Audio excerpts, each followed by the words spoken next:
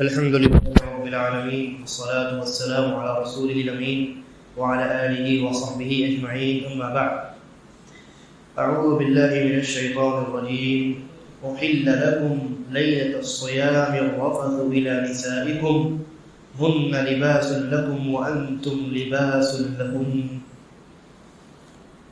سورة البقرہ کی ان آیتوں میں اللہ تبارک و تعالی نے رمضان اور روزوں کے چند بنیادی مسائل کو بیان کیا ہے، جن میں سے کئی مسائل کا تذکرہ تقریباً پچھلے 2 دروس میں آپ کے سامنے بیان کیا جا چکا ہے، 2 یا 3 دروس میں. اور پچھلے درس میں آپ نے یہ دیکھا کہ اللہ تبارک و تعالی نے رمضان کا اور روزوں کا تذکرہ کیا، روزوں کے احکام بتلائے اور قرآن کا بھی تذکرہ کیا، اور اس کے بعد بیچ میں ایک آیت دعا کے تعلق سے نازل کر دی. اسے یہ قرآن کریم کا، بلکہ یہ کہہ لیجیے کہ عربی زبان کا ایک اسلوب ہے، اور اگر دیکھا جائے تو ہماری زبان میں بھی اس طرح کا انداز اختیار کیا جاتا ہے کہ مثلا ایک آدمی کوئی بات کسی خاص موضوع کے تعلق سے کر رہا ہے، درمیان میں لیکن وہ اپنے موضوع کو کاٹتے ہوئے ایک جملہ ایسا کہتا ہے جس کا تعلق موضوع سے ظاہری طور پہ دکھائی نہیں دیتا ہے، لیکن وہ جملہ بہت اہم ہوتا ہے، اسی لیے اس نے موضوع کے درمیان میں اس کو داخل کر دیا ہے. ایسے جملے کو جملہ معترضہ کہتے ہیں.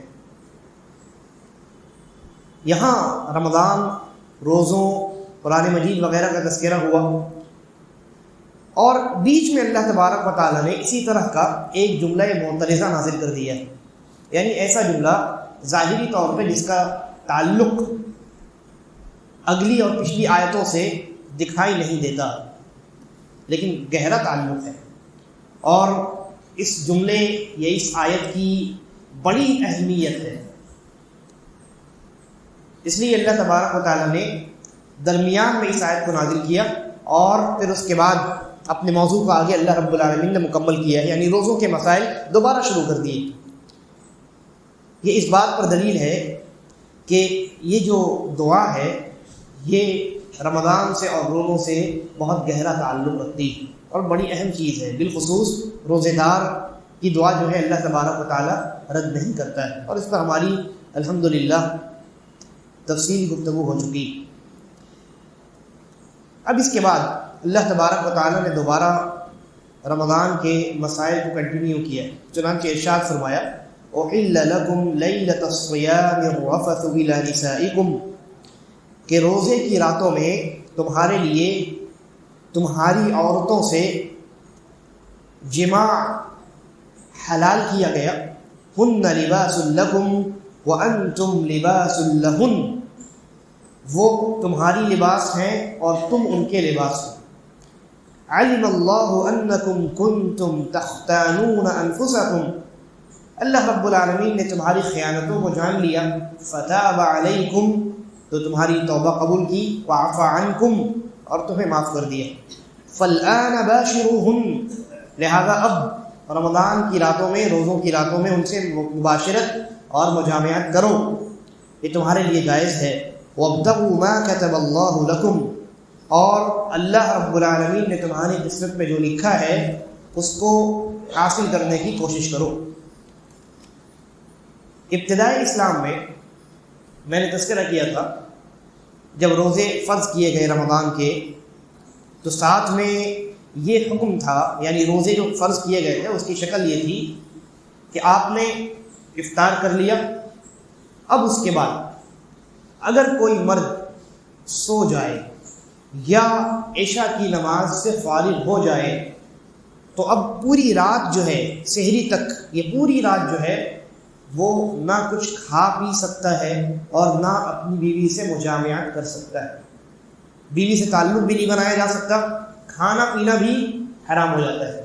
یعنی افطار کرنے کے بعد سے لے کر کے انسان کے سونے تک یا عشاء کی نماز پڑھنے تک.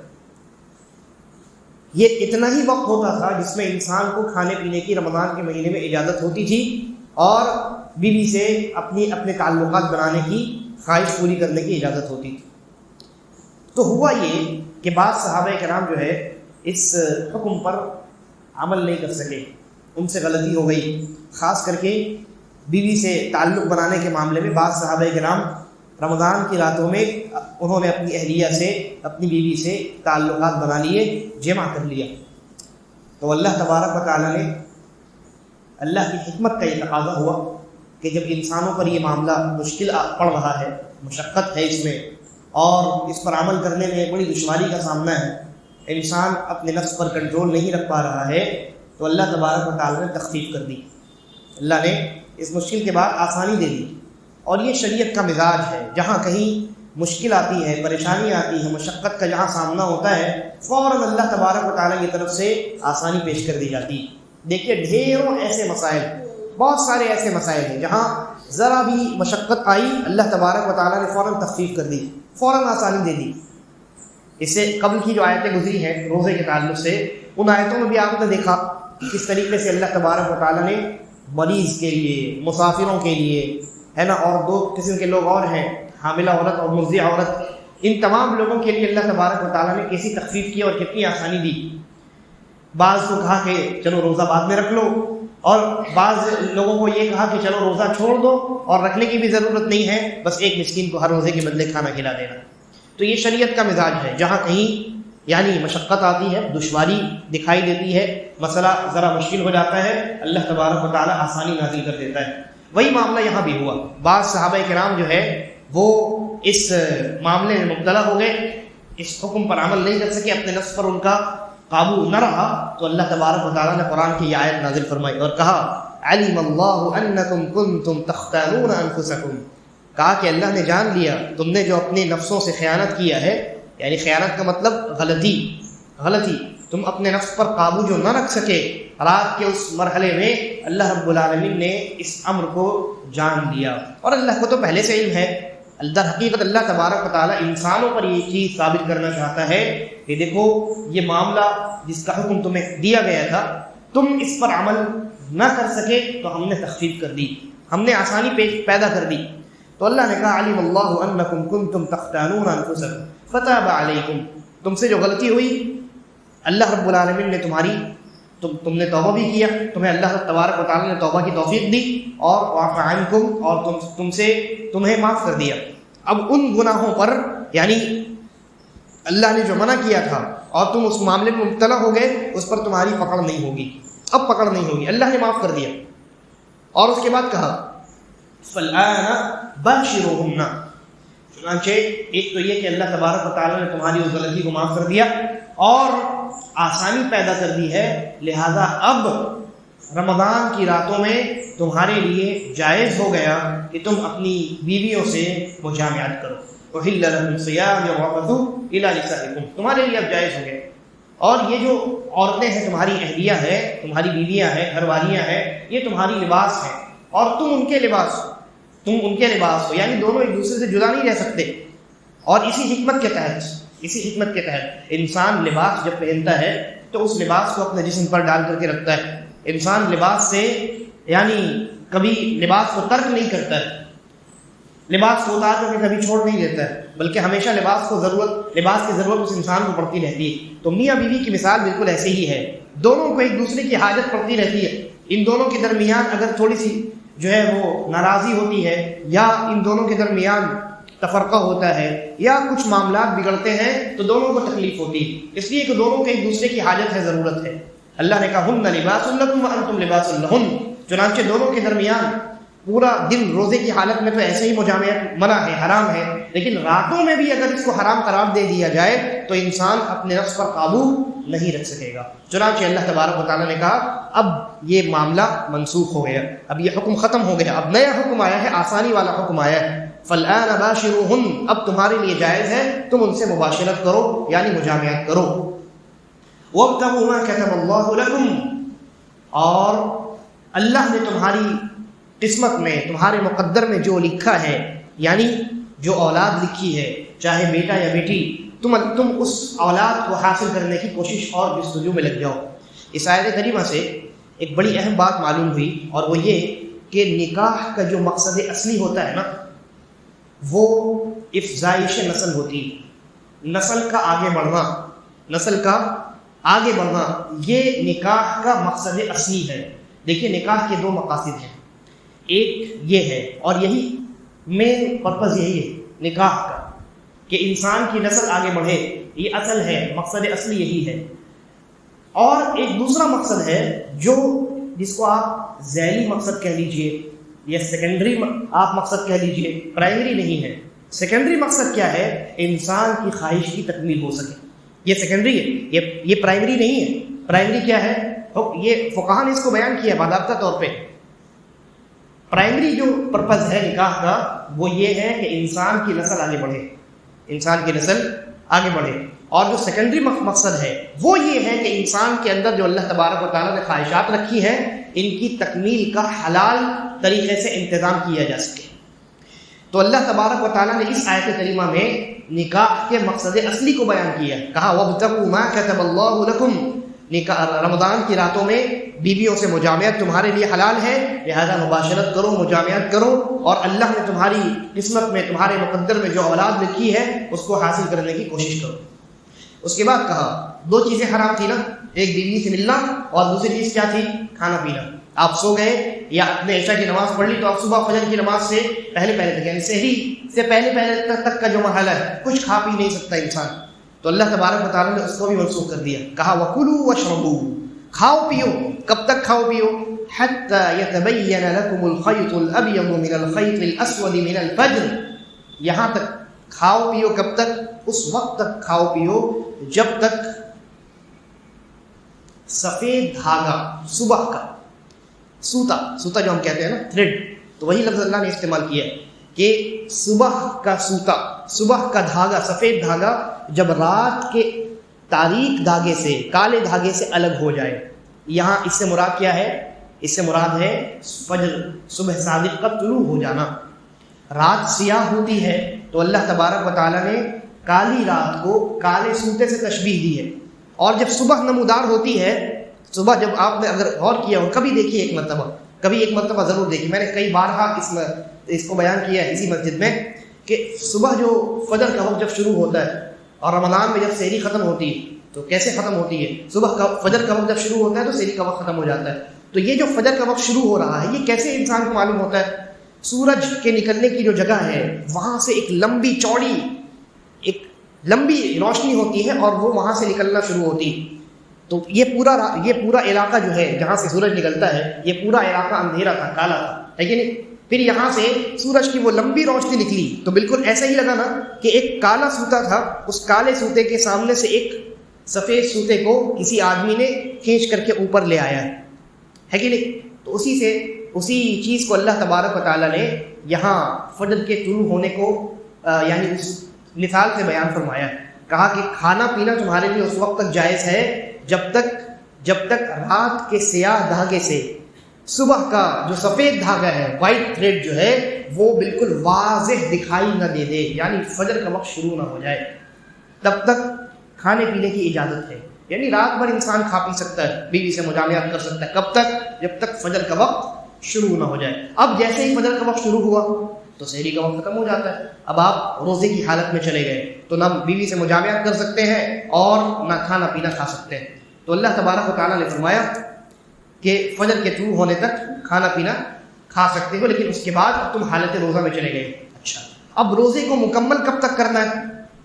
کب تک انسان حالت روزے میں رہے گا؟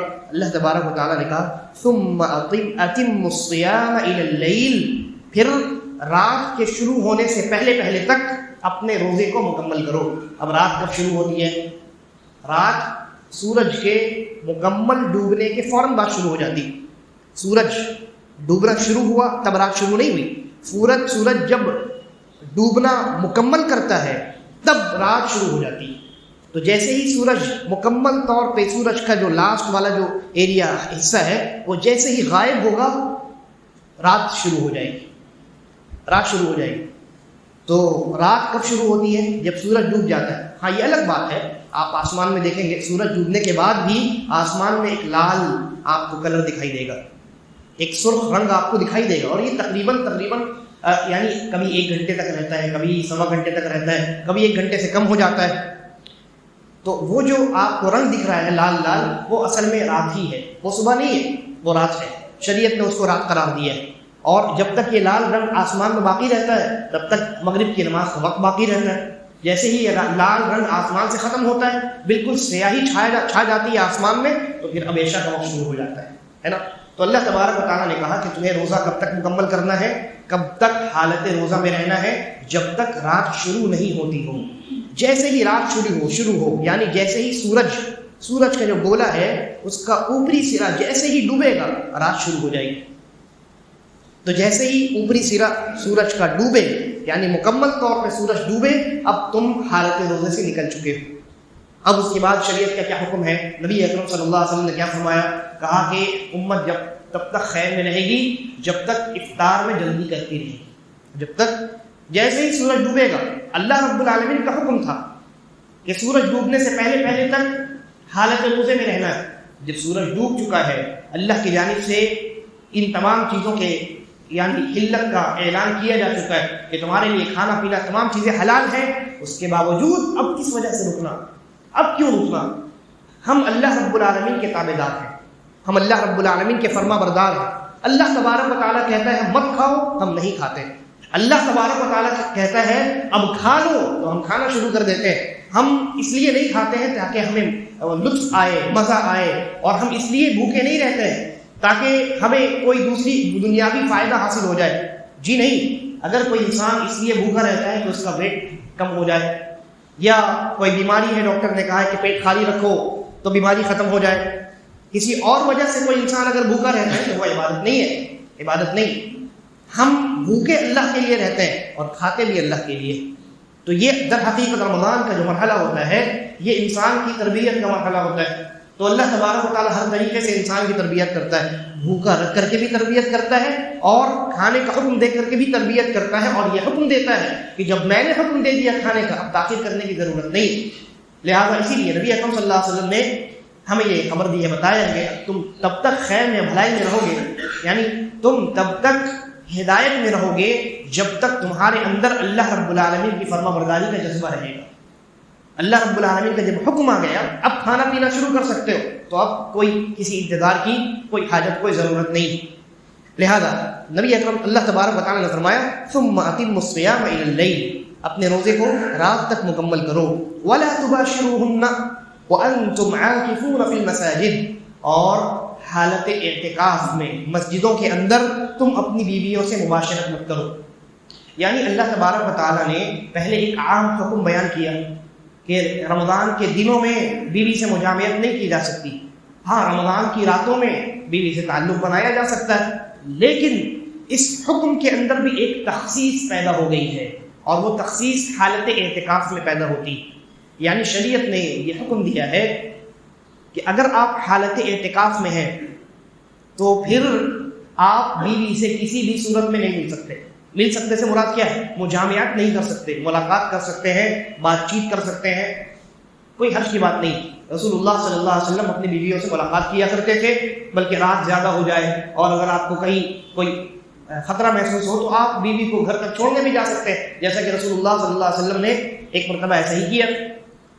لیکن مجامعت کی جو اجازت عام روزے داروں کو رمضان کے راتوں میں دی گئی ہے، یہ اجازت اعتکاف کرنے والے معتکف کو نہیں دی گئی. تو جو معتکف انسان ہوگا مسجدوں میں، خاص اللہ نے مسجد کا لفظ استعمال کیا ہے وَأَنْتُمْ عَاكِفُونَ فِي الْمَسَاجِدِ، تم جب مسجدوں میں حالت اعتکاف میں رہو. اس لیے یہ بھی معلوم ہوا کہ اعتکاف کی جگہ مسجد ہے، اعتکاف کی جگہ مسجد ہے. اب کوئی انسان کہے کہ تو کیا ہوا، مسجد ہے تو کیا ہوا، گھر میں بھی تو اعتکاف کر سکتے ہیں، مسجد میں نماز پڑھتے ہیں تو گھر میں نماز نہیں پڑھتے ہیں. ہم کہتے ہیں حج کی جگہ، طواف کی جگہ خانہ کعبہ، گھر میں طواف کر سکتے ہیں؟ نہیں کر سکتے. اللہ نے ایک جگہ متعین کیا.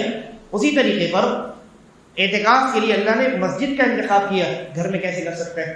اگر کوئی دلیل ہوتی، شریعت کی جانب سے اجازت ہوتی تو ہم ضرور کرتے ہیں، لیکن اپنی جانب سے قیاس آرائی کی اجازت نہیں ہے. تو اللہ تبارک و تعالیٰ نے کہا کہ اگر تم حالت اعتکاف میں ہو تو اب تمہارے لیے مطلقاً بیویوں سے مجامعت اب حرام ہے تمہارے لیے. یعنی معتکف انسان جو مسجد میں حالت اعتکاف میں بیٹھا ہو، وہ انسان 24 گھنٹے اپنی بیوی سے مجامعت نہیں کر سکتا. ملاقات کر سکتا ہے، بات چیت کر سکتا ہے، خیر خیریت پوچھ سکتا ہے، مصافحہ کر سکتا ہے، سب کچھ کر سکتا ہے، مجامعت نہیں کر سکتا. ٹھیک ہے، جمع نہیں کر سکتا. اس کے بعد اللہ تبارک و تعالیٰ نے فرمایا تلک حدود اللہ، یہ اللہ تبارک و تعالیٰ کی مقرر کردہ حدیں ہیں، یہ لمیٹیشنز اللہ نے مقرر کی ہیں. فلا تقربوها، لہذا اس کے قریب مت جانا، یعنی اس کو کراس کرنے کی کوشش نہ کرنا. كذلك يبين الله آياته للناس لعلهم يتقون، اسی طریقے پر اللہ تبارک و تعالی اپنی نشانیوں کو بیان کرتا ہے تاکہ وہ لوگ تقوی اختیار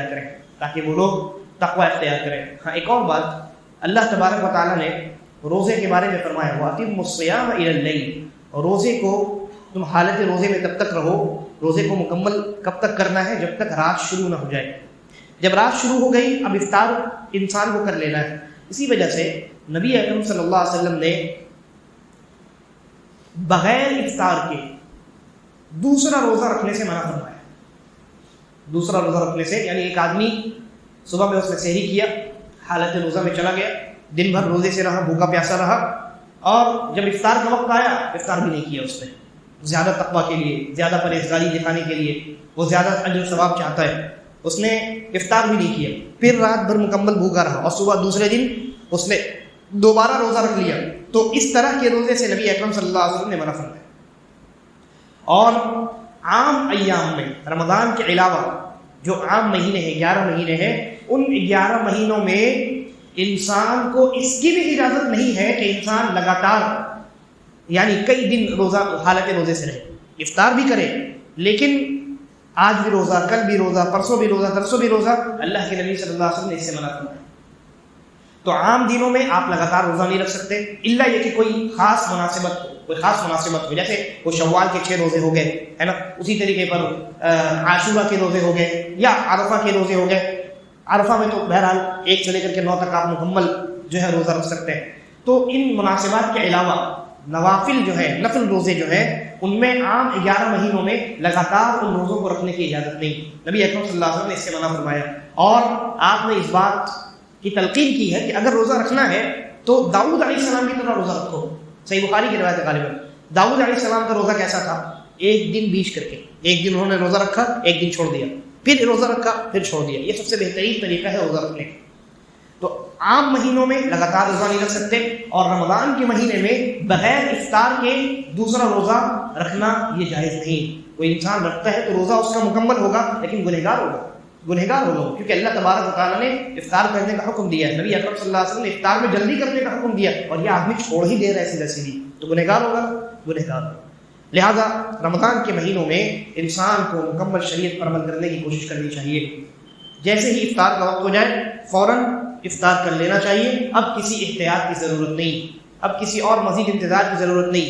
شیعہ حضرات جو ہیں وہ بہت انتظار کرتے ہیں، اور وہ تب تک انتظار کرتے ہیں جب تک مکمل طور پہ سورج کی روشنی جو کچھ بچی کچی ہے ڈوبنے کے بعد بھی وہ ختم نہ ہو جائے، اور جو ستارے ہیں، تارے جو آسمان میں ہیں، وہ ایک دم صاف ان کو نظر آنا شروع نہ ہو جائے، تب تک وہ انتظار کرتے ہیں. یہ جو ہے یہ شریعت کی مخالفت ہے. جیسے ہی رات شروع ہو آپ کے لیے اجازت ہے، آپ افطار کریں. مزید احتیاط کی کیا ضرورت ہے؟ آپ مزید جو تاخیر کر رہے ہیں، کس کی فرما برداری میں آپ تاخیر کر رہے ہیں؟ کس کی تابعداری میں تاخیر کر رہے ہیں؟ جس اللہ نے آپ کو بھوکا رہنے کا حکم دیا تھا اسی کا اعلان آ چکا ہے کہ اب سورج ڈوب چکا ہے، افطار کر لیا جائے، پھر بھی آپ افطار نہیں کر رہے ہیں. یعنی آپ اللہ کی اطاعت نہیں بلکہ کسی اور کی تابعداری میں لگے ہوئے ہیں، چاہے اپنے نفس کی یا کسی بڑے شخصیت کی. تو یہ روزے کے چند مسائل تھے جن کا تذکرہ اللہ تبارک و تعالیٰ نے تقریباً 1 2 3 4 آیتوں میں کیا. اور آپ نے دیکھا کتنے بنیادی مسائل تو روزے کے بہت سارے ہیں. اب جیسے روزے کن امور کی وجہ سے ٹوٹ جاتے ہیں ہے نا، اور روزے میں کن چیزوں سے انسان کو منع کیا گیا ہے، کن چیزوں سے روزے خراب ہو جاتے ہیں، وغیرہ وغیرہ. مسائل تو بہت سارے ہیں لیکن بنیادی جو مسائل ہیں، بڑے مسائل ہیں، ان کو اللہ تبارک و تعالیٰ نے قرآن مجید کی ان 4 آیتوں میں تفصیل کے ساتھ بیان کر دیا. لہذا یہ آیتیں بڑی اہم ہیں رمضان کے مہینے میں انسان کو چاہیے کہ وہ ان آیتوں کا دراسہ کرے، ان کو پڑھے، اور ان میں جو بڑے بڑے مسائل بیان کیے گئے ہیں ان کو سمجھنے کی کوشش کرے اور انہی کے مطابق اپنے روزے کو رمضان کے مہینے میں رکھے۔ اللہ تبارک و تعالی ہم تمام کو قرآن و سنت پر عمل کرنے کی توفیق عطا فرمائے اور ہم تمام کا خاتمہ ایمان اور اسلام پر کرے۔ ھذا واللہ اعلم وصلی اللہ علی نبینا وسلم۔